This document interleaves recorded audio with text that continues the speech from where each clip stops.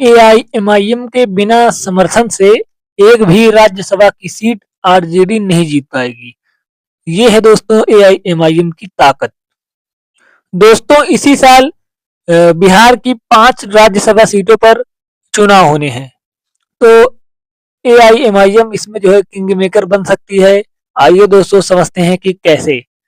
तो दोस्तों 5 राज्यसभा की सीटों पर बिहार में इस साल जो है चुनाव होने हैं। तो टोटल बिहार में विधायक कितने हैं? 243। 243 में से अगर एक राज्यसभा सीट को जीतना है तो उसमें 41 विधायकों का समर्थन चाहिए। 41 विधायकों का वोट चाहिए, तब एक राज्यसभा की सीट कोई पार्टी जीत सकती है या कोई कैंडिडेट जीत सकता है। अ, महागठबंधन के पास टोटल मिलाकर 35 सीटें हैं, जिसमें आरजेडी के पास 25 हैं और कांग्रेस और वाम दलों को मिलाकर, अर्थात पूरे महागठबंधन को मिलाकर 35 विधानसभा सीटों पर जीत हुई थी महागठबंधन की, तो इनके पास 35 विधायक हैं। और एआईएमआईएम के पास 5 विधायक हैं। आईआईपी गुप्ता के पास वो खुद विधायक हैं और बीएसपी के 1 विधायक है। मतलब कि कुल 7 विधायक जो है ये खेल कर सकते हैं, क्योंकि इन 7 विधायकों की वजह से ही आरजेडी और महागठबंधन को एक राज्यसभा सीट पर जीत मिल भी सकती है, और अगर समर्थन नहीं किए तो सीट हार भी सकती है महागठबंधन की सीट। क्योंकि दोस्तों इसमें सबसे बड़ा किंग मेकर एआईएमआईएम बनती दिख रही है। क्योंकि अगर कांग्रेस आरजेडी को अगर एक राज्यसभा सीट पर जीत दर्ज करनी है तो 41 विधायकों की वोटों की जरूरत पड़ेगी, और उनके पास सिर्फ 35 विधायकों का समर्थन है। तो ऐसे में 5 विधायक एआईएमआईएम के और 1 विधायक बीएसपी और 1 आईआईपी गुप्ता मिलाकर कुल 42 विधायक हो जाते हैं, और एक सीट जो है निकल सकती है, क्योंकि 41 वोटों की जरूरत पड़ेगी और 42 वोट हो जाएंगे। तो इससे जो है कम से कम एक राज्यसभा सीट पर जो है आरजेडी और महागठबंधन की जीत हो जाएगी। दोस्तों जो 5 सीटें खाली हो रही हैं उसमें 2 सीट जेडीयू की है, और पिछली बार जेडीयू वहां से जीती थी 2 सीट पर, और 1 सीट पर जो है बीजेपी के कोई समर्थन के कैंडिडेट की जीत हुई थी, शायद उपेंद्र कुशवाहा की जीत हुई थी, और 2 सीट जो है आरजेडी की थी। लेकिन इस बार आरजेडी की जो है बिहार विधानसभा में कमजोर स्थिति होने के कारण जो है आरजेडी एक भी सीट जो है मुश्किल से शायद ही जीत जाए, क्योंकि पिछली बार 2 जीती थी आरजेडी की। जो है स्थिति विधानसभा में अच्छी थी। इस बार आरजेडी सिर्फ 25 सीटों पर ही सिमट गई बिहार विधानसभा चुनाव में, तो इससे आरजेडी जो है एक भी सीट अकेले जो है नहीं जीत सकती है। पूरे महागठबंधन से भी एक सीट नहीं जीत सकती है जब से एआईएमआईएम और बीएसपी आईआईपी गुप्ता का साथ ना लिया जाए। तो एमआईएम बड़ी किंग मेकर का रोल जो है अदा कर सकती है, लेकिन एआईएमआईएम के प्रदेश अध्यक्ष अख्तरुल ईमान साहब के तरफ से ये कहा गया है कि हम हर बार क्यों समर्थन करें, हमको जो है आरजेडी और महागठबंधन क्यों नहीं समर्थन कर सकते हैं। हम हमारे पार्टी का कोई जो है आदमी राज्यसभा में जाएगा और राज्यसभा में जो है आवाम के लिए जो है आवाज उठाएगा। इस तरह का उनका जो है कहना है। दोस्तों देखना होगा कि क्या एआईएमआईएम आरजेडी के किसी कैंडिडेट का समर्थन करती है या फिर महागठबंधन एआईएमआईएम के कैंडिडेट को का जो है समर्थन करने के लिए राजी होती है। लेकिन मिला-जुला अगर दोस्तों बात करें तो एमआईएम यहाँ पर बड़े जो है सबसे बड़ी जो है किंग मेकर के रूप में जो है उभरती हुई दिख रही है।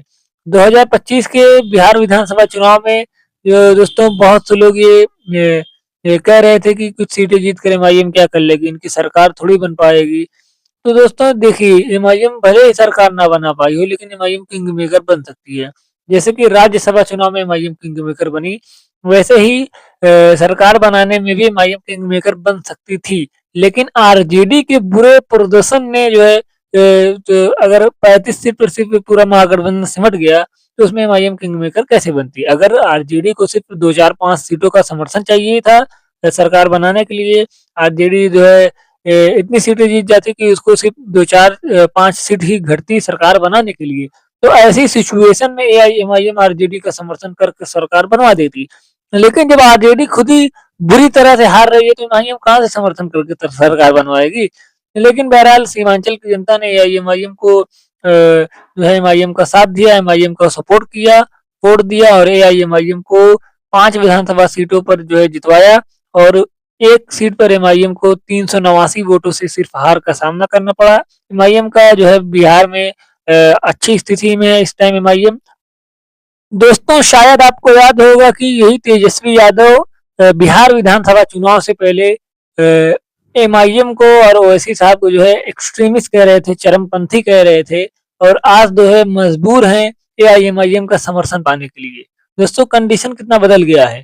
जो लोग एमआईएम को जो है इग्नोर करते थे, एमआईएम को जो है गठबंधन में शामिल करना नहीं चाहते थे, जो है चरमपंथी बोलते थे, आज वही लोग जो है एमआईएम के समर्थन का जो है समर्थन पाने के लिए मजबूर हो चुके हैं। ये दोस्तों तो एमआईएम का बिहार में बढ़ता जनाधार, बढ़ती जो है ताकत कहीं न कहीं बड़ी-बड़ी पार्टियों को जो है मजबूर कर दे रही है एमआईएम का समर्थन लेने पर और आरजेडी जो है अब मजबूर हो चुकी है, पूरा महागठबंधन मजबूर हो चुका है एआईएमआईएम का समर्थन लेने पर। और बिहार विधानसभा चुनाव से पहले महागठबंधन ने पूरी जोर लगा दी थी कि एआईएमआईएम का जो है सीमांचल में जीत ना हो सके, सीमांचल में एमआईएम जो है सीटें ना जीत सके। उसी के लिए जो है उत्तर प्रदेश से कई मुस्लिम नेताओं को बुलाकर जो है महागठबंधन आरजेडी ने अपने पक्ष में जो है प्रचार करवाया, लेकिन उसका भी जो है फायदा नहीं हुआ जो है आरजेडी को और जो है एमआईएम की फिर भी 5 विधानसभा सीटों पर शानदार जीत हुई। जहां-जहां पर वो मुस्लिम नेता उत्तर प्रदेश से जो आए थे जैसे कि इकरा हसन थी, अफजाल अंसारी थे और भी कुछ नेता थे जो कि एमआईएम के जो है महागठबंधन के पक्ष में प्रचार कर रहे थे। उनका प्रचार भी आरजेडी को काम नहीं आया। इकरा हसन जो है कोचाधामन सीट पर काफी जो है भव्य उन्होंने प्रचार किया था, लेकिन उसका भी उनको काम नहीं आया, बल्कि कोचाधामन विधानसभा सीट पर एआईएमआईएम के कैंडिडेट को 23,000 से ज्यादा वोटों से जीत मिली और एमआईएम जो है ये बड़ी जीत एमआईएम के लिए थी कोचाधामन विधानसभा सीट पर।